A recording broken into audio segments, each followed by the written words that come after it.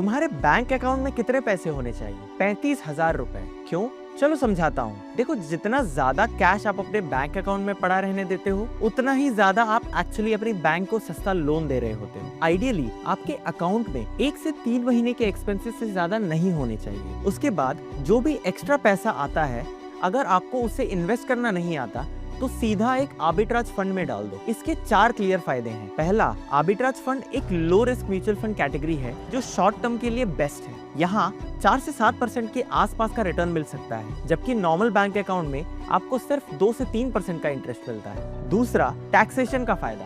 Bank account के interest पर आपके टैक्स स्लैब के हिसाब से टैक्स लगता है, लेकिन arbitrage fund equity mutual fund की तरह टैक्स होता है। इसीलिए हायर टैक्स ब्रैकेट वालों को यहाँ ज्यादा फायदा मिलता है। 1 साल से कम होल्ड करो तो 20% टैक्स लगता है, लेकिन 1 साल से ज्यादा होल्ड करो तो 1.25 लाख तक के प्रॉफिट्स कंप्लीटली टैक्स फ्री हो जाते हैं और उसके आगे सिर्फ 12.5% टैक्स लगता है। तीसरा, सिक्योरिटी का एंगल। अगर आपका बैंक अकाउंट कभी कॉम्प्रोमाइज हो जाए तो जितना कम पैसा वहां पड़ा होगा, स्कैमर्स के हाथ उतना कम आएगा। और लास्ट में, कम बैलेंस रखने की हैबिट आपको ओवर स्पेंडिंग से भी बचाती है, क्योंकि जब पैसा सामने नहीं दिखता, खर्चा खुद ब खुद कंट्रोल में रहता है। आर्बिट्राज फंड कैसे चूज करें और उसकी लिक्विडिटी कैसे काम करती है, वो मैंने एक अलग डॉक्यूमेंट में डिटेल में लिखा है। एक्सेस चाहिए तो कमेंट करो आर्बिट्राज।